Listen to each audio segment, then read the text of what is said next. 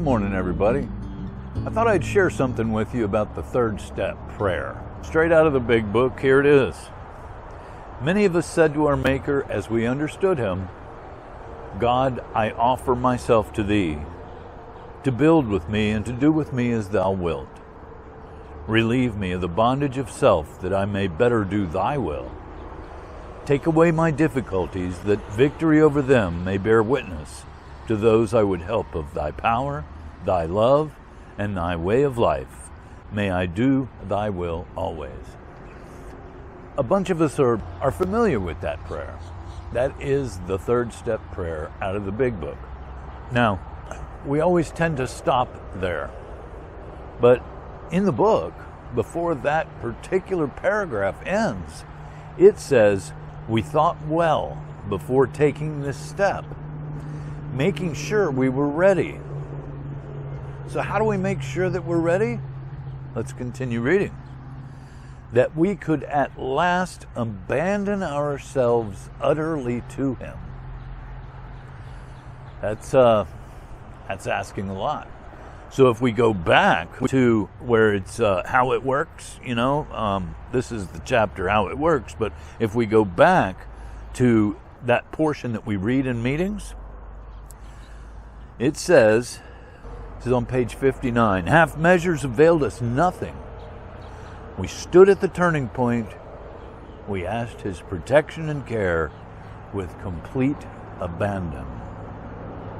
That's the same, making sure we were ready, that we could at last abandon ourselves to him. So how do I abandon myself to God? Well, I think basically that comes down to being humble. Practicing humility is the key, I believe. Practicing humility is the key to abandoning myself to God. What that means to me is that I'm no longer running the show. I have utterly abandoned my ideas, my thoughts on life, and given them to God. Now that does not mean that, all of my problems are all of a sudden gone because there's God in my life. It means that I'm not in charge of it. It's his plan and his outcome. I've just got to do the footwork. And that's what step 3 in a nutshell is me staying out of God's way. Further on in step 11, we pray for the knowledge of his will for us and the power to carry that out. Well, that's very much in keeping with step 3, and the humility comes right out of step 7. Humbly ask him to remove our shortcomings. There's also a 7th step prayer and an 11th step prayer. It's all about getting that relationship with a power greater than ourselves that can solve our problems.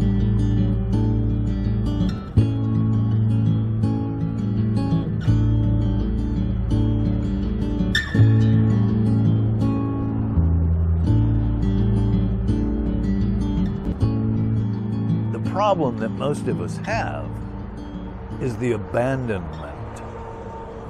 Now, abandonment has a negative tone to it, but in this particular case, it's a positive because it's less of me and more of him. I'm abandoning my ideas about life so that I can adopt the ideas that God has for me. Does that make sense? No longer am I struggling to get through things because I'm not the one getting through it anyway. It's God that's getting me through it. Like I said, the problem is the abandonment. I can give it to God, but can I not take it back? I think that's what they mean by utter abandon. Give it to God and leave it there with God. Stop trying to get in there and run the show. I don't do it so much anymore, but I used to do home repairs and remodeling, and somebody would call me out to do a job, and I'm the professional. They've contacted me. They're willing to pay me to do this job. I get there, and then they tell me how to do it. Well, there's nothing more frustrating than having a customer telling you how to do a job, like, wait a minute, I thought you called me to do this. Well, that's a very minor issue, really, in life. But how do you think God feels when I call him for help and then I tell him how to give me that help? Don't you think God knows better than I do? I think so. So when I give it to God, I've got to leave it in his hands and stop taking it back. I have to completely abandon my thoughts, my ideas about what's right in life.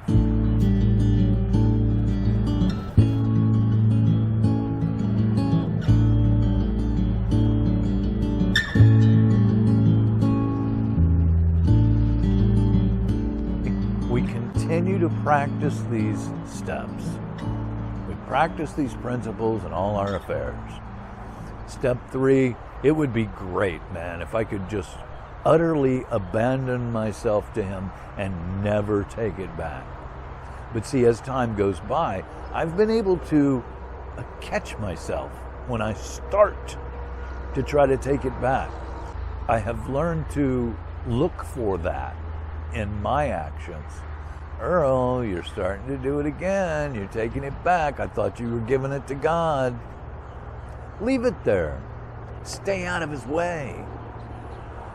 That's one of the biggest problems for me and many others, I believe, with step 3. It's just staying out of God's way. When I stay out of his way, man, life is smooth sailing. It really is. Not a lot of work involved in it. He's doing all of that. All I do is show up. So hopefully you guys are still working step 3. Just because you've said this prayer doesn't mean you're done. Not at all. That 3rd step prayer is a way of life. The same as the rest of recovery. It's a way of life. And so that means that I have to continually do this. Say this prayer on a daily basis and work the 3rd step on a daily basis. And sometimes, several times throughout the day, if I keep taking my will back, I'm handing it over to him. And hopefully I can learn eventually to just leave it there with him. I think that will create a much better life for me if I could just leave it there. It's when I get in the way that things get squirrely. I have a life today that I never thought was possible. I never thought it was possible. But you know what? I can't take any of the credit for that. I have this life. I'm enjoying this life. And I'm experiencing the life beyond my wildest imagination. But it's not because of me. It's because of God and his love for me. So if you want to be happy, joyous, and free, I suggest that you not only take step 3 and say the 3rd step prayer, but leave it with God. Leave it with God. And continually come back to this step on a regular basis, even several times throughout the day if need be. It's all about what his will is, not mine. So you guys have a great day. Be happy, joyous, and free. And I'll see you on the next video. Bye-bye.